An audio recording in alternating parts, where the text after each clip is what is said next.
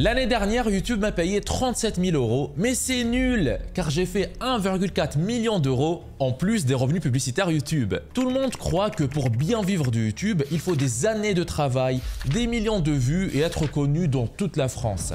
Alors que le plus important, c'est juste d'avoir les bonnes stratégies. Je vais donc t'expliquer comment j'ai fait pour avoir ces résultats et surtout te montrer que malgré tout ce que les gurus te disent, si tu as sur YouTube une approche simple et que tu postes un seul type de contenu, suivant une seule structure sur un seul sujet, tout le monde peut réussir à gagner de l'argent avec YouTube dès le premier jour, même si tu ne veux pas te montrer sur Internet. Alors, quel type de contenu j'ai posté, quelle stratégie j'ai utilisée et comment tu pourrais copier mes méthodes. Comprendre le fonctionnement de YouTube quand tu démarres de zéro est le plus important pour gagner de l'argent dès le premier jour. Tu as beau avoir la meilleure caméra du marché, des miniatures faites par des designers professionnels et peut-être même le charisme de Leonardo DiCaprio devant une caméra, même avec tout ça, si tu suis les astuces qu'on t'apprend sur Internet sans comprendre comment YouTube met en avant un contenu, tu n'y arriveras jamais. Et ça va te choquer. Ma chaîne ne fait en moyenne que 300 000 vues par mois et pourtant, ça m'a déjà fait 1,4 million d'euros. On te dit souvent que sur YouTube, on gagne environ 5 € par 1000 vues. Tu commences alors à faire tes calculs dans ton coin et tu te rends compte que si tu veux faire ne serait-ce que 5 000 € par mois, tu dois faire minimum 1 million de vues par mois. Alors que la méthode que moi j'utilise me permet sur certaines vidéos de gagner 1 € par vue, comme cette vidéo 90 000 vues, ou même plus, comme cette vidéo qui a fait 150 000 € avec seulement 40 000 vues. Chaque jour, partout dans le monde, plus de 3 milliards de personnes tapent dans la barre de recherche sur YouTube des requêtes comme « Comment dresser son chien »,« Comment perdre du poids »,« Comment gagner de l'argent » ou encore « Comment négocier ». Oui, YouTube est une plateforme de divertissement. Mais c'est aussi le deuxième plus grand moteur de recherche au monde. Et si tu veux générer des revenus sur YouTube dès le premier jour, tu dois l'utiliser en tenant compte de cette réalité. Si on sait que plus de 3 milliards de personnes viennent ici sur cette plateforme chaque jour pour chercher des informations, selon toi, quelle est la manière la plus efficace et la plus rapide de générer un revenu stable sans dépendre d'un grand nombre de vues ou un grand nombre d'abonnés? Simplement leur donner les informations qu'ils cherchent. Dans cette vidéo, je vais te dévoiler la bonne stratégie pour gagner de l'argent sur YouTube dès le premier jour, sans avoir besoin de millions de vues ou d'abonnés, sans dépendre des sponsors ou du contenu sponsorisé et surtout sans attendre de remplir les critères du programme partenaire YouTube. Aucune de ces contraintes n'est nécessaire pour générer un vrai revenu.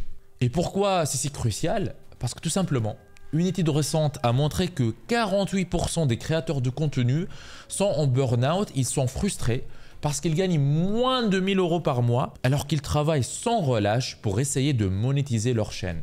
Oui, ces sources de revenus que j'ai citées peuvent être intéressantes, mais si ton objectif est de vivre complètement de YouTube et le plus rapidement possible, ma stratégie est la plus efficace. D'ailleurs, si tu comptes uniquement sur le programme partenaire et les revenus AdSense qui sont ce qu'on appelle la fameuse monétisation YouTube, laisse-moi te montrer à nouveau combien je gagne avec une chaîne de plus de 500 000 abonnés sur une année entière comparé à ce que j'ai gagné avec ma stratégie. Passons alors à l'essentiel, comment transformer YouTube en une imprimante à billets. Il y a deux façons de comment la plupart des gens abordent YouTube. La première, c'est ce que j'appelle la méthode publier et prier. C'est en fait le piège dans lequel la majorité des gens tombent parce que les soi-disant experts leur ont dit de faire ça. Tu crées du contenu, tu le publies régulièrement et après tu pries.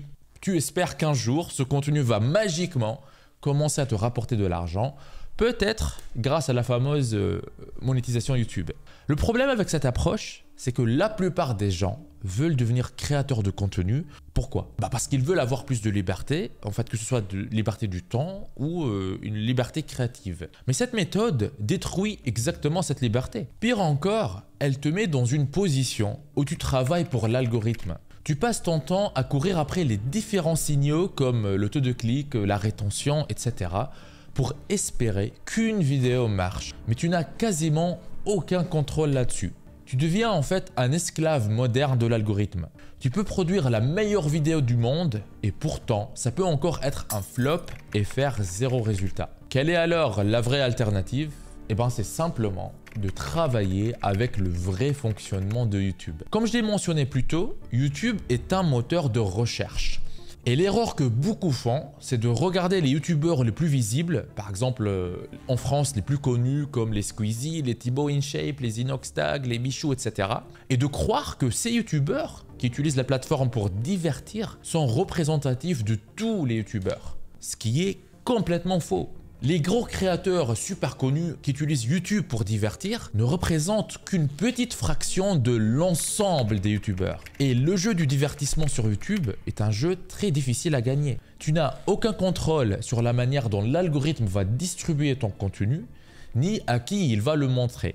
C'est un combat perdu d'avance, presque pour tous ceux qui tentent l'exercice. Mais par contre, si tu travailles avec le fonctionnement naturel de YouTube en tant que moteur de recherche, eh ben, tu te positionnes de manière à être trouvé par des personnes prêtes à payer pour des informations précises sur un sujet donné. Et là, tu reprends le pouvoir. Dans ce cas, ce n'est plus toi qui travailles pour l'algorithme, mais c'est l'algorithme qui travaille pour toi. Tu deviens le boss. Et le plus intéressant, ça ne demande pas des millions de vues. Ce qui compte, ce sont en fait des vues de qualité, ce qu'on appelle des vues qualifiées. Alors, ça veut dire quoi des vues qualifiées ? Imagine, tu as par exemple une voiture que tu aimerais la vendre et tu veux t'en débarrasser le plus rapidement possible. Est-ce que tu préfères que tu sois contacté par un gamin qui trouve juste ta voiture cool ou que tu sois contacté par un père de famille qui cherche le même modèle de voiture que tu as et qui a le budget pour l'acheter tout de suite? Évidemment, tu aimerais que ce soit le père de famille qui te contacte et non pas le gamin, car de toute façon, il n'y a aucune chance que le gamin t'achète ta voiture. Dans ce cas, on dira que le père de famille est un contact qualifié. Et bien pareil sur YouTube. Une vue qualifiée, c'est quelqu'un qui tombe sur ta vidéo, qui a besoin d'informations sur un sujet et qui est prêt à les acheter. Ainsi, les vues ne se valent pas sur YouTube. Et tu pourrais même, avec 100 vues qualifiées, faire beaucoup plus d'argent qu'un autre youtubeur qui a eu 1 million de vues sur sa vidéo de divertissement. Et c'est là que tout change. Tu récupères ton temps, ton énergie, tes ressources et surtout ton pouvoir et ta liberté. La stratégie à suivre, elle est simple. Ta chaîne, faut qu'elle parle d'un seul sujet, d'une seule thématique. Je vois tous les jours en fait tellement de débutants se casser la figure en lançant des chaînes qui parlent de tout et n'importe quoi. C'est la pire chose que tu puisses faire et une garantie que tu ne vas jamais y arriver. Il faut clarifier ça depuis le début et s'y tenir. Car poster du contenu sur la chaîne qui parle d'une seule thématique claire, va construire ton audience. En faisant ça, tu te places au bon endroit où de nouvelles personnes peuvent te découvrir en contenu et surtout des personnes qui sont prêtes à payer pour les informations liées à la thématique de ta chaîne. On va parler en détail de comment vendre ces informations sans même te montrer si tu ne veux pas te montrer. Mais pour l'instant, voici les bases que tu dois absolument comprendre avant d'aller plus loin. Parlons d'un problème qui coince la majorité des créateurs sur YouTube. C'est ce que moi j'appelle le cercle vicieux sur YouTube. Un cycle sans fin de création de contenu et de frustration. Voilà à quoi ça ressemble. Tu crées du contenu de façon aléatoire sans stratégie claire. Ce qui t'amène à créer encore plus de contenu aléatoire. Rien ne fonctionne, personne ne regarde. Tu continues quand même en espérant qu'un jour, une vidéo va exploser. Je l'appelle le cercle vicieux de YouTube parce que tu tournes en rond sans jamais progresser. Tu espères qu'un jour, une de tes vidéos va cartonner. Mais même si ça arrive, après quoi? La vérité, c'est que la plupart du temps, même si tu as une vidéo qui marche, elle va pas changer grand chose. Cette vidéo, elle va ne t'apporter ni revenus solides, ni stabilité et surtout, elle ne te permet pas de rentabiliser tout le temps et l'énergie que tu mets dans tes vidéos. Pendant mes années sur YouTube, j'ai vu des dizaines de personnes venir faire une vidéo qui explose avec des centaines de milliers de vues sur une thématique et puis plus rien. Ils sortent des dizaines de vidéos après, sans aucun succès et ils finissent par disparaître. Comme en fait les chanteurs qui font une fois un tube de l'été en fait que tu entends partout pendant un mois de l'été et puis on n'entend plus parler d'eux. Ils n'auront jamais une vraie carrière et un vrai succès dans la durée. L'alternative, c'est simplement d'arrêter de jouer aux devinettes et de passer ce que moi j'appelle le dressage de l'algorithme de YouTube.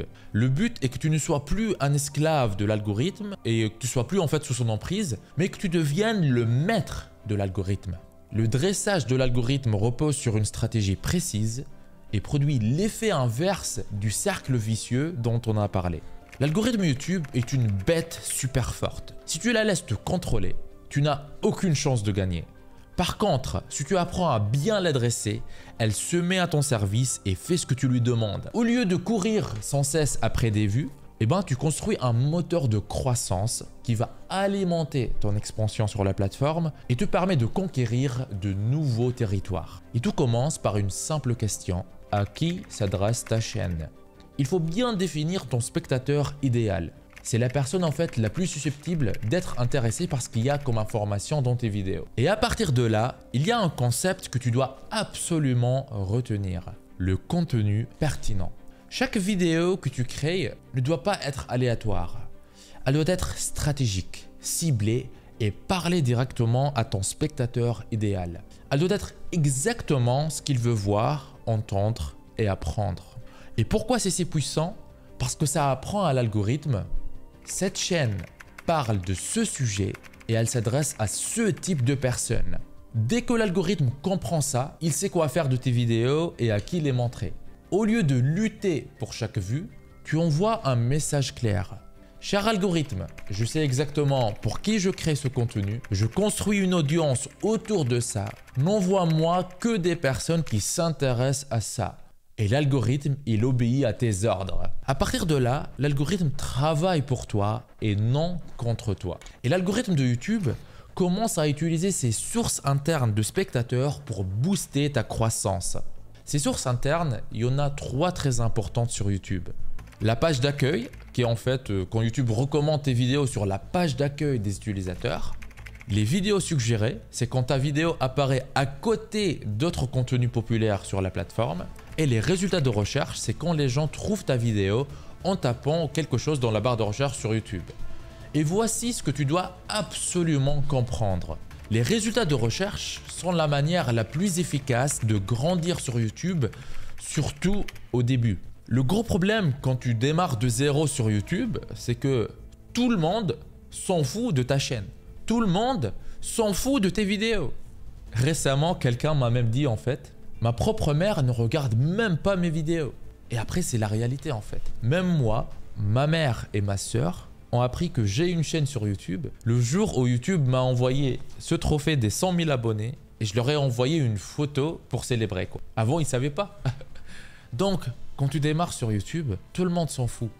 Et ton travail, c'est de faire en sorte que les gens s'y intéressent. Et la seule façon d'y arriver, c'est en suivant cette stratégie. Quand tu sais exactement qui tu veux atteindre comme spectateur cible, tout devient plus facile. La première priorité, c'est de se concentrer sur les spectateurs issus de la recherche YouTube. C'est ce que moi j'appelle l'effet décollage retardé de la croissance. Au début, tu vas publier tes premières vidéos.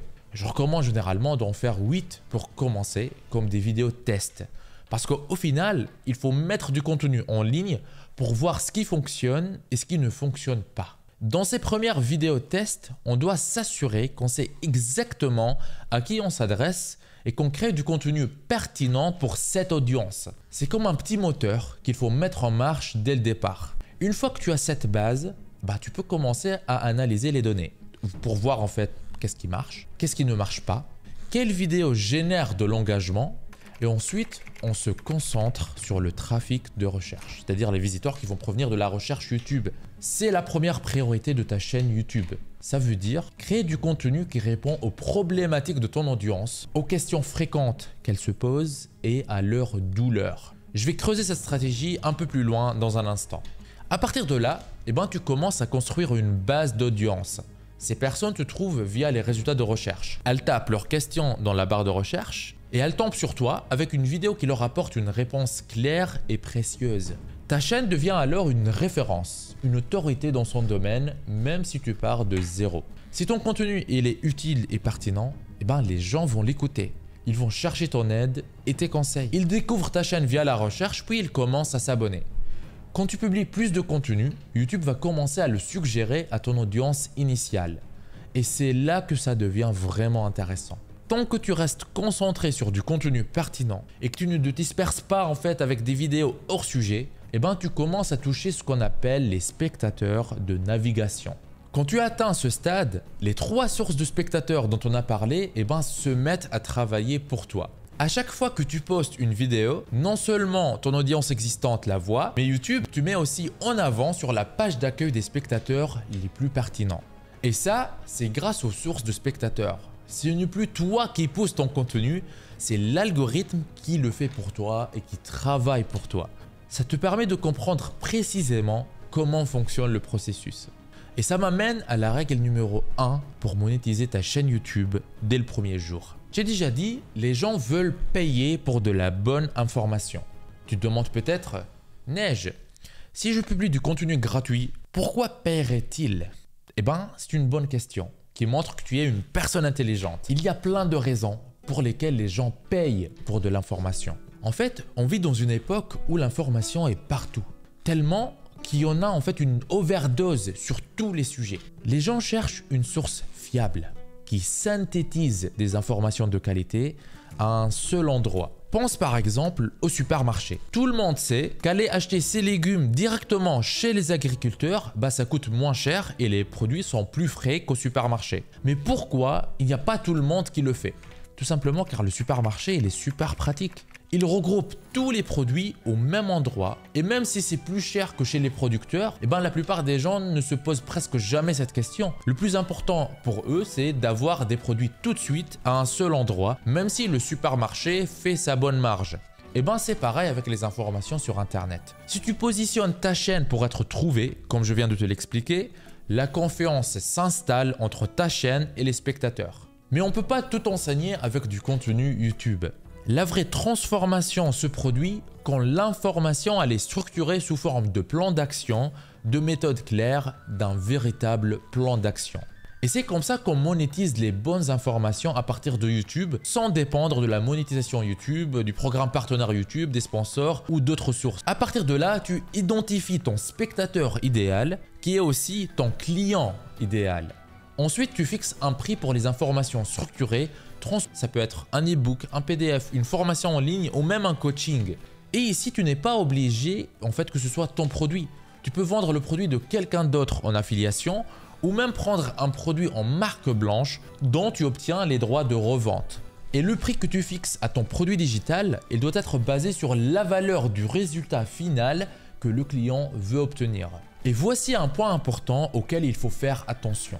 Ton produit digital doit emmener ton client dans une transformation. Le client, il a un problème, il cherche une solution et le produit digital que tu vends doit apporter à ton client la transformation qu'il cherche. Le prix de ton programme ne doit pas être basé sur la quantité d'informations que tu donnes, mais sur la transformation qu'il procure. C'est pour ça qu'il est difficile de monétiser son savoir uniquement avec YouTube. YouTube, ce n'est qu'un océan d'informations. Mais quand tu as entre les mains quelque chose de transformateur, tu peux fixer un prix en fonction des résultats que tes clients obtiennent en suivant la méthode que ton produit digital donne. Tu utilises alors YouTube pour positionner ta chaîne comme la référence dans la thématique et attirer les bonnes personnes vers ton produit digital. J'ai déjà évoqué 2 éléments clés pour que cette stratégie fonctionne. Ce que tu dois définir, c'est quoi, de quoi va parler ta chaîne et qui est ton spectateur idéal.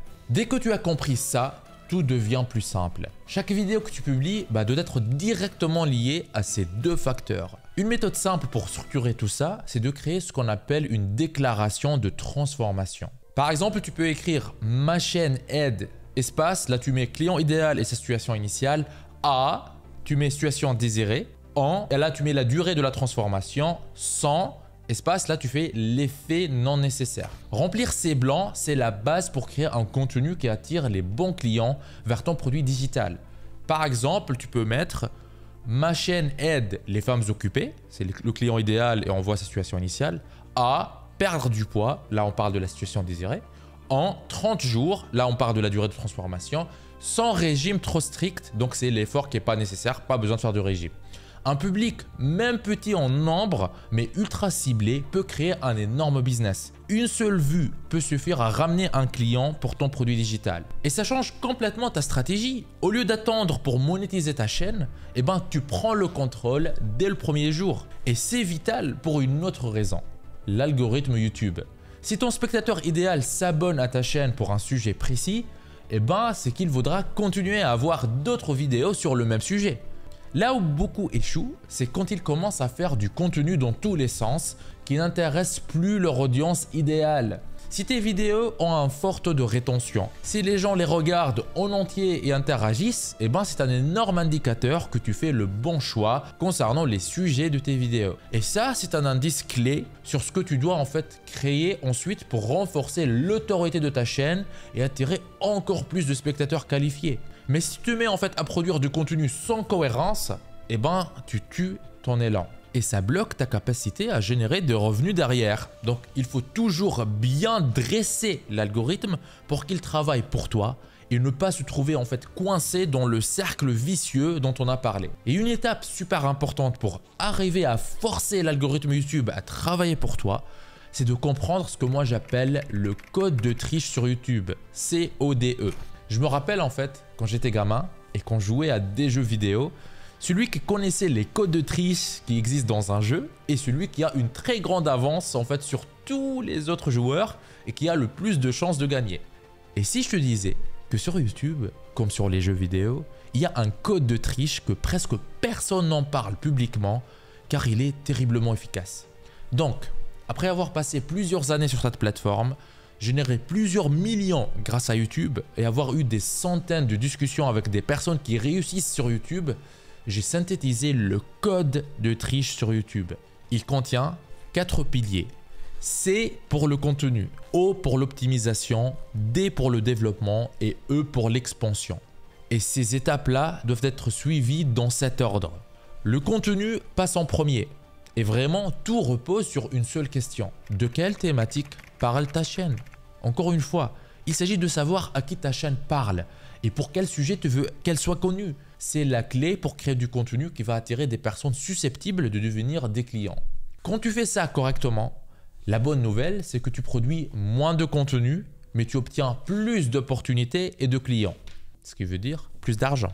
Personnellement, ça m'arrive parfois de ne faire que 3 vidéos par mois et ça fonctionne depuis longtemps parce que chaque contenu a une intention très claire. Je sais exactement pour qui je le crée.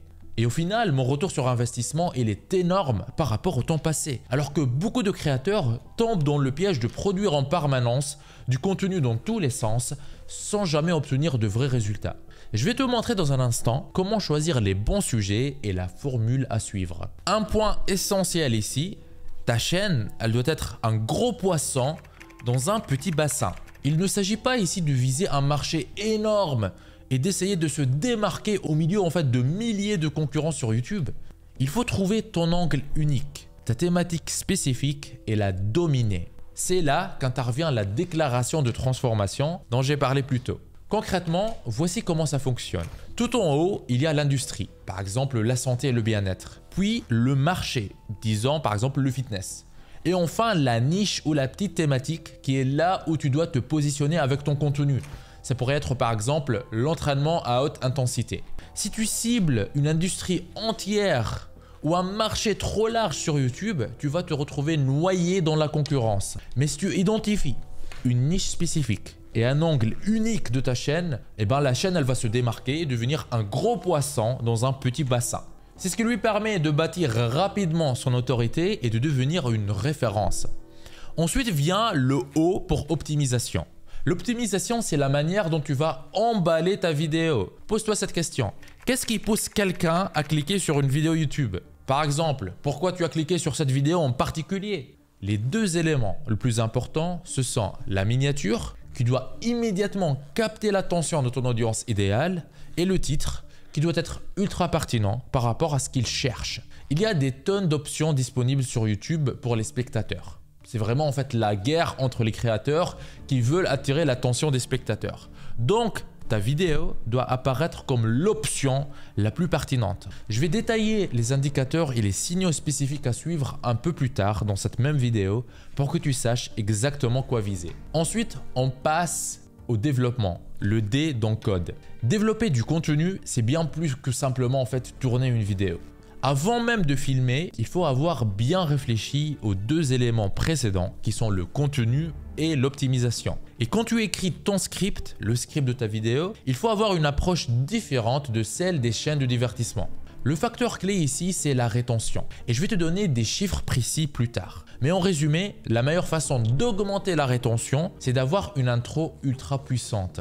Beaucoup de créateurs passent trop de temps à parler avant d'entrer dans le vif du sujet. Et résultat, les spectateurs quittent la vidéo parce que YouTube est une plateforme basée sur l'intention. Si quelqu'un cherche comment dresser son chien et il tombe sur une vidéo où le créateur, il commence d'abord par se présenter et nous raconter toute sa vie, le spectateur, il va quitter, il va partir immédiatement. Pourquoi? Parce qu'il ne connaît pas encore le créateur. Il n'a aucune raison de vouloir l'écouter raconter sa vie. Le spectateur, il a un problème précis et tout ce qu'il veut est une solution à ce problème.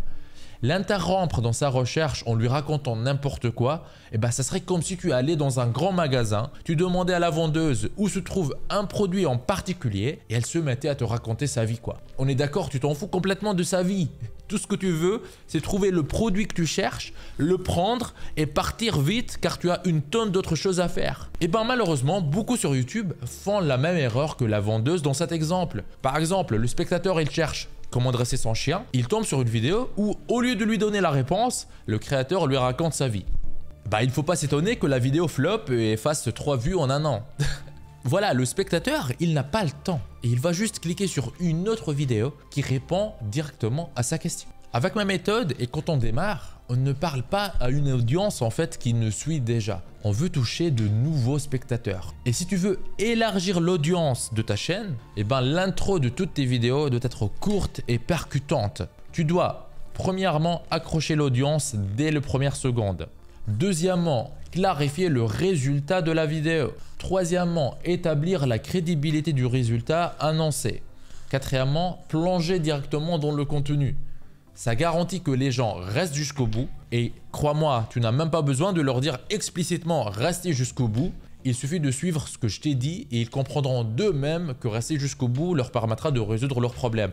Moi-même aussi je faisais ça à un moment dans le passé mais j'ai abandonné de faire ça parce que ça sert à rien et ça tue la rétention. Une forte rétention envoie un signal à l'algorithme YouTube qui va pousser ta vidéo à plus de monde qui a un profil similaire à celui de tes premiers spectateurs. Ce qui signifie plus de spectateurs qualifiés et plus de clients potentiels. Enfin, la dernière phase, c'est le E pour expansion. Et c'est une étape en fait souvent négligée. Elle repose sur le fait que ta vidéo doit renvoyer sur d'autres vidéos de ta chaîne sur le même sujet. On a dit que quand quelqu'un regarde une vidéo sur un sujet, très fort probablement, il serait intéressé par d'autres vidéos sur le même sujet. Et devine, qu'est-ce que l'algorithme de YouTube adore? YouTube, il adore quand il t'envoie un spectateur et que ce spectateur se mette à consommer plein de tes autres vidéos comme s'il était accro à une série Netflix. Donc, tu as intérêt à ce que les vidéos de ta chaîne redirigent les spectateurs entre elles. Comme ça, dès qu'un spectateur découvre ta chaîne sur une vidéo, il regarde plusieurs vidéos d'un coup et c'est comme ça que l'algo verra que c'est très bénéfique pour la plateforme YouTube de mettre tes vidéos encore plus en avant car tu fais en sorte que les spectateurs restent sur la plateforme, ce qui fait gagner à YouTube lui-même plus d'argent et comme ça en fait, tout le monde est les gagnants. Le spectateur, il a du bon contenu qui répond à ses recherches. YouTube gagne son argent grâce aux publicités et toi, ta chaîne, elle attire de plus en plus de spectateurs et par conséquent, de plus en plus de clients pour tes produits digitaux. Il y a évidemment beaucoup plus à dire sur chaque phase, mais en résumé, c'est le processus à suivre pour bien développer ton contenu et maximiser l'impact de tes vidéos. Maintenant, parlons du plus important. Comment créer du contenu qui convertit les spectateurs en clients réellement? Parce que c'est ça qui va te faire gagner de l'argent après tout. Donc, comment choisir les bons sujets et quels sont les types de vidéos sur lesquels on doit se concentrer? C'est ce qu'on va voir tout de suite. Alors, comment créer du contenu qui crache du cash? Avant tout, on en a déjà parlé. C'est la pertinence des sujets. Mais concrètement, qu'est-ce que ça voudrait dire? En fait, c'est simplement quels sont les problèmes auxquels ton audience idéale est confrontée. D'une façon contre-intuitive, le contenu qui ramène le plus de ventes est souvent celui qui ramène souvent en fait le moins de vues et le moins d'abonnés. Il attire moins de personnes, mais ces personnes sont ultra qualifiées et auront beaucoup plus de chances de devenir clientes de ton produit digital. Pose-toi la question, ceux qui vont acheter le produit digital, quels sont les problèmes qu'ils rencontrent? Quelles sont leurs douleurs? Il existe des moyens de le savoir sans devoir te creuser la tête. Et on peut penser à 4 points de départ de réflexion. Premièrement, pense aux problèmes et aux défis qu'ils affrontent. Deuxièmement, identifie les douleurs qu'ils ont. Troisièmement, les questions qu'ils se posent le plus fréquemment et le plus souvent. Et quatrièmement, tu peux aussi observer les chaînes qui ont une audience similaire et analyser quel contenu génère le plus d'engagement. Et là, je ne parle pas forcément du nombre de vues, mais en engagement qualitatif, c'est-à-dire en fait les commentaires détaillés, des discussions approfondies. Ça, ce sont des indices précieux, tu vois. Donc, quand tu analyses les problèmes, les points de douleur et les questions fréquentes, commence par penser à la transformation que le produit digital leur promet et leur situation initiale. Cette transformation doit guider ton contenu. On veut créer du contenu pour les personnes qui ont le problème, car ce sont elles qui sont activement en recherche d'aide. À ce stade initial, pense aux 4 points de départ de leurs besoins. Tu peux brainstormer en faisant en fait une recherche de marché, en analysant les blogs, les réseaux sociaux, les chaînes YouTube et les publications spécialisées. Tu peux aussi utiliser l'IA et ChatGPT par exemple pour générer une liste de problèmes et de points de douleur liés à ton audience idéale qui te donnera en fait des idées de contenu ultra pertinents. La pertinence du contenu reste primordiale. C'est la base d'un contenu percutant. Mais comme YouTube est aussi un moteur de recherche, l'optimisation du contenu pour la recherche YouTube entre en jeu pour choisir tes sujets. Et voici l'ordre des priorités. D'abord, en fait, tu as la pertinence. Ensuite, l'optimisation pour les recherches des spectateurs potentiels. Et tu te poses peut-être maintenant la question, comment optimiser les vidéos pour la recherche YouTube? Le piège, c'est de vouloir attaquer directement des sujets ultra compétitifs. Beaucoup font l'erreur en fait de se mesurer à des chaînes avec des millions d'abonnés et leur contenu en fait se retrouve noyé dans la masse. À la place, commence petit. Si ta chaîne elle est toute nouvelle, vise des sujets avec entre 1000 et 10 000 recherches mensuelles. Ça te permet en fait d'éviter la concurrence écrasante tout en restant dans une zone où tu as une vraie chance de percer. Par exemple, au lieu de viser tout de suite la recherche comment dresser son chien, qui est en fait super concurrentielle et où il y a des chaînes bien positionnées depuis de longues années, vise plus la recherche comment dresser son chien berger allemand. Il y a moins de monde qui tape la recherche plus longue, c'est vrai. Mais puisqu'il y a en fait dessus moins de concurrence, ça donne une chance à ta chaîne de bien se classer sur ce genre de recherche plus rapidement, même parfois dès le premier jour de la publication de la vidéo. Évite en tout cas les sujets avec des millions de résultats et concentre-toi sur des petites niches où tu peux vraiment te démarquer. Un autre critère clé, c'est la vitesse des vues. Si tu trouves en fait une vidéo d'une petite chaîne avec très peu d'abonnés, mais des milliers de vues, en fait, c'est déjà un signal super fort. Ça montre que le sujet est extrêmement recherché. Et cet indicateur est un levier puissant pour identifier des thèmes qui intéressent vraiment ton audience. Donc, il faut que tu comprennes que tous les contenus ne servent pas le même objectif. Sur YouTube, je classe les contenus en 3 grandes catégories. Premièrement, le contenu intemporel. On parle ici d'un contenu qui est pertinent pour des années à venir. Genre la manière de dresser un berger allemand, c'est intemporel, car je suppose que la méthode a été la même il y a des décennies et elle ne risque pas de changer dans les prochaines années. Deuxièmement, le contenu profond. Ce contenu, c'est plus en fait pour fortifier la relation avec les spectateurs et les déconseiller au début. Mais une fois que tu as de plus en plus de monde qui suit ta chaîne régulièrement, on peut envisager en fait de commencer à en faire de temps en temps. Et troisièmement, il y a le contenu viral, qui est un contenu qui est fait pour exploser en nombre de vues. Et c'est là qu'on touche en fait le plus de spectateurs en peu de temps. Mais là, tu pourrais te dire, Neige, je veux faire du contenu viral, je vais faire plein d'argent. Mais en réalité, le contenu viral attire souvent des spectateurs pas vraiment intéressés par la thématique. Ce qui fait en fait qu'ils sont des spectateurs aussi moins intéressés par le produit digital que tu aimerais vendre.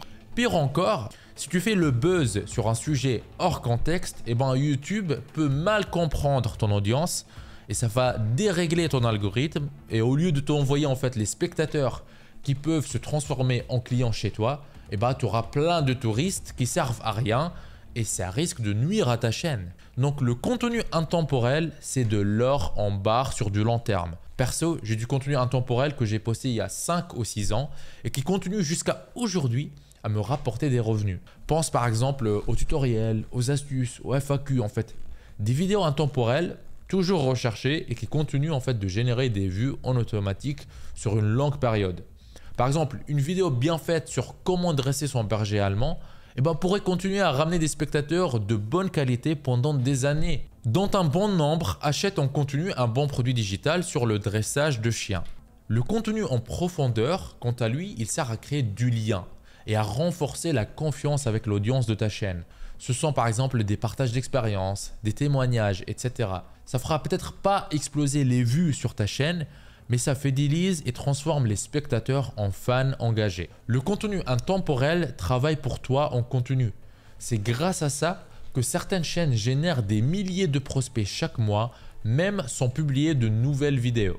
Je sais que par exemple sur ma chaîne, je peux passer 1 ou 2 mois sans rien publier et ça ne va pas tout de suite influencer négativement mes revenus, car la plupart des revenus proviennent souvent de vidéos publiées il y a des mois, voire des années, qui sont bien référencées sur YouTube. Et maintenant, pour avoir vraiment du succès financier avec ta chaîne, il faut savoir quel indicateur mesurer et suivre. Alors, quand il s'agit des indicateurs qui comptent vraiment pour la monétisation avec cette stratégie, il y en a en fait que quelques-uns sur lesquels tu dois te concentrer à 100%. Et je vais te choquer. On va tout de suite oublier le nombre de vues et le nombre d'abonnés. Car contrairement à ce que les gourous ou les pseudo-formateurs te disent sur internet, ce n'est pas ça qui rapporte réellement de l'argent. Numéro 1, le taux de clic. En anglais abrégé, en fait, ça s'appelle le CTR, Click-Through Rate. C'est le pourcentage des gens qui cliquent sur la vidéo quand YouTube leur propose ça.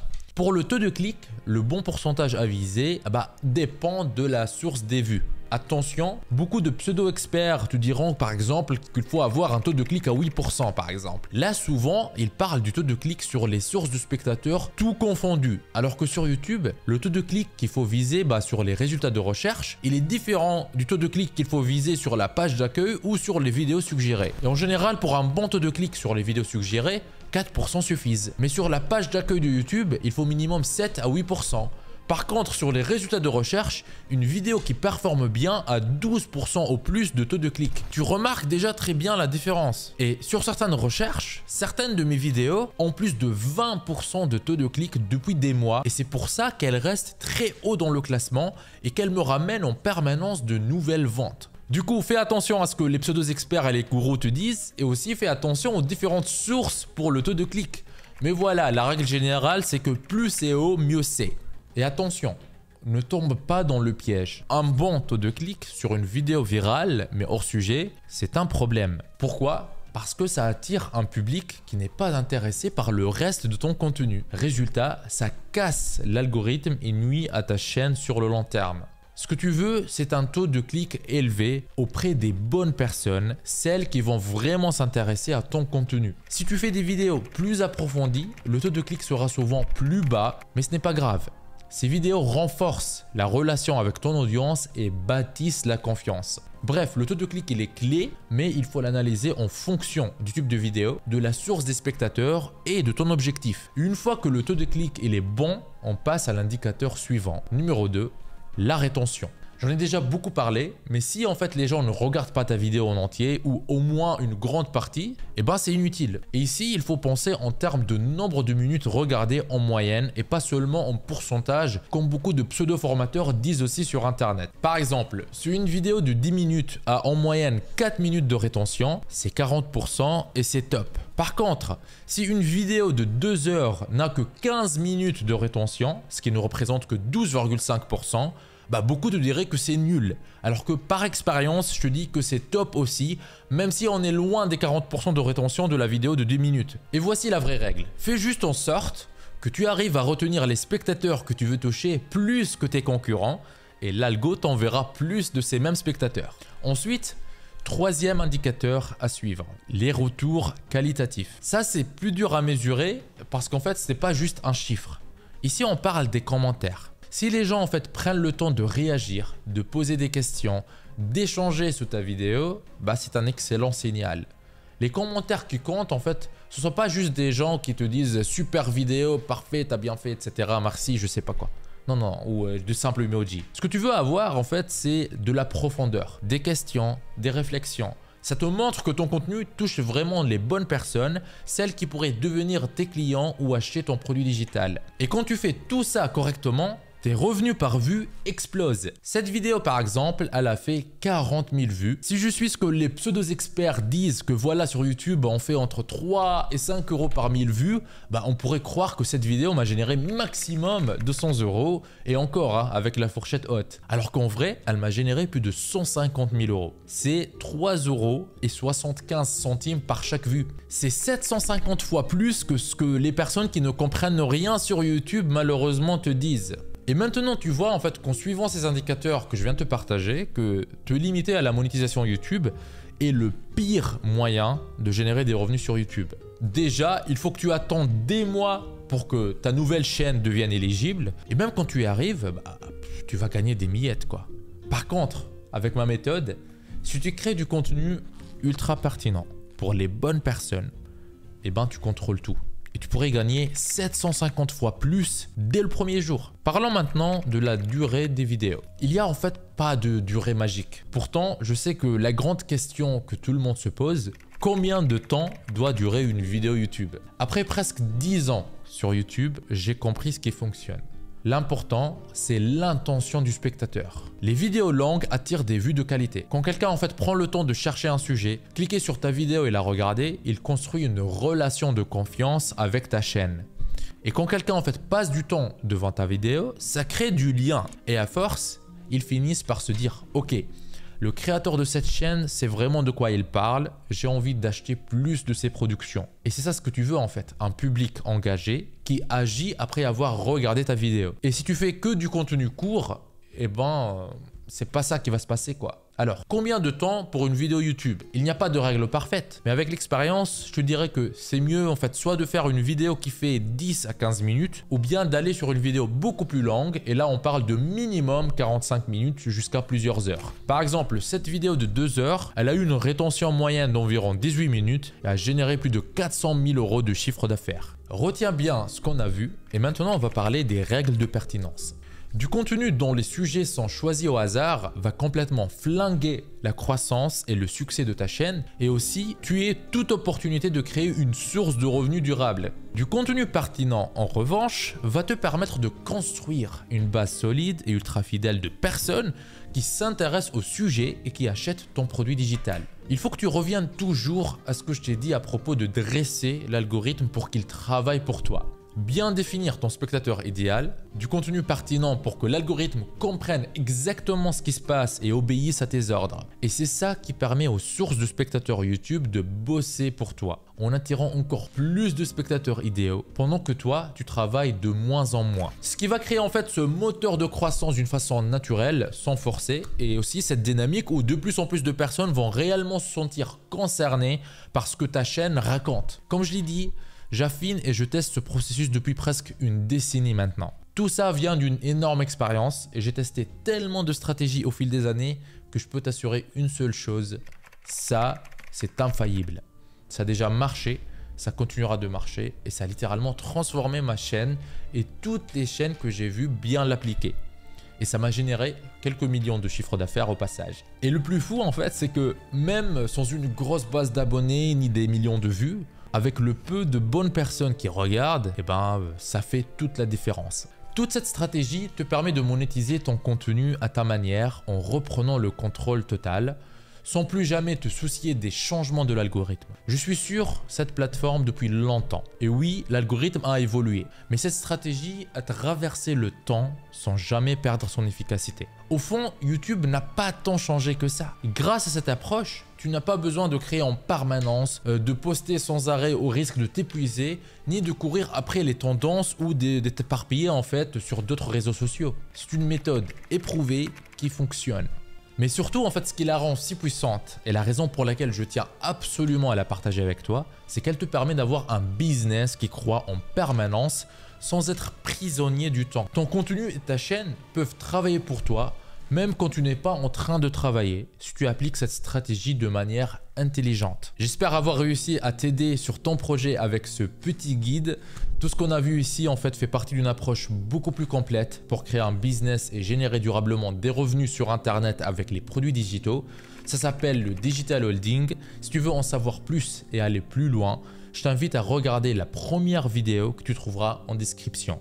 C'est une de mes vidéos les plus populaires sur YouTube. Des personnes qui ont appliqué la méthode ont généré des milliers d'euros sans avoir des milliers d'abonnés, ni même montrer leur visage. Par exemple, Thomas, un digital holder qui a suivi mes conseils, a gagné plus de 30 000 francs suisses, soit plus de 30 000 euros avec ça. Justin et Mathieu ont fait pareil, ou même Valentin qui a fait plus de 10 000 euros en peu de temps. Si ça t'intéresse et que tu aimerais en savoir plus comment te lancer, clique simplement sur le premier lien dans la description. C'était Nejdouma et rappelle-toi, un seul digital holding te suffit pour réussir.